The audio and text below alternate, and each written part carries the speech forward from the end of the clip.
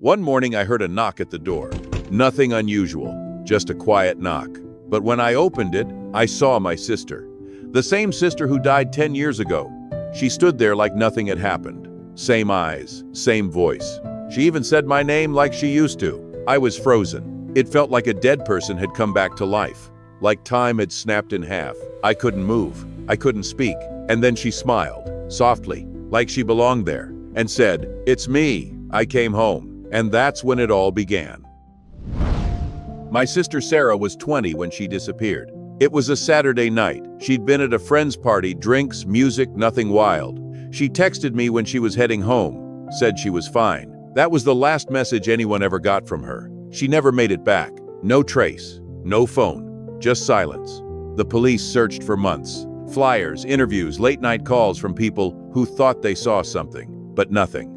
3 years later, with no body and no leads, Sarah was declared legally dead. Our parents couldn't recover. Mom got sick cancer. Dad passed soon after they called it a heart attack. I think he just gave up. I was the only one left. Me and the empty family house. And the trust fund they'd set aside meant for both of us. With Sarah gone, it all came to me. But I never touched it. Not out of guilt, but because a part of me still hoped she'd come back. And 10 years later, she did. One morning, there was a knock at the door. I opened it, and there she was, or someone who looked just like her. She was older, her hair darker, her eyes tired. She wore a hoodie and jeans, and that distant look people carry when they've survived something awful. She looked at me and said, "It's me, Sarah. I escaped. I've been trying to come home." She cried. Said she'd been taken, locked in basements, moved from state to state, watched, controlled, and finally, she broke free. The police reopened the case. They couldn't disprove her story. They called it a miracle. Everyone believed her. Everyone but me. At first, it was just a feeling. The way she smiled. How she moved through the house like she was memorizing it, not remembering. Then came the little things. She signed her name with her right hand. Sarah was left-handed. She ate peanut butter. Sarah had a life-threatening allergy. When I mentioned it, she said, "Guess I grew out of it." She laughed when I brought up Max, our dog. Said she never liked him, but Sarah adored that dog. Slept with his collar under her pillow for years. She didn't remember where we kept things. Avoided Aunt Carol, the woman who practically raised us.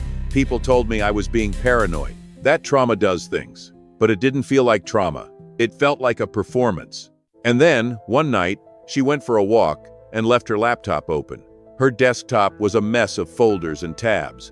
Sarah's old blog, our parents' social media, archived news articles, interview clips, even the original missing persons flyer. But the browser was logged in under a different name, Jessica Harper. There was a folder titled Sarah Identity.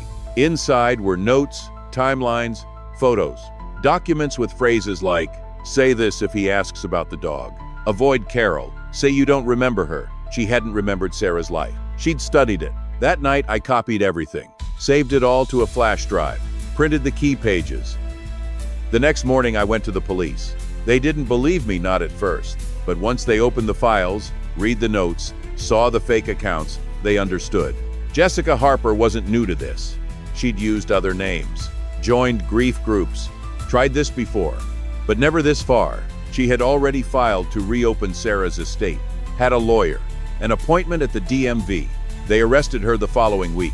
She didn't resist. She just looked at me calm, almost satisfied, like she thought she'd gotten away with something. In court, the judge asked if I wanted to speak. I said no. Because what do you say to someone who spent months turning your dead sister into a role to play?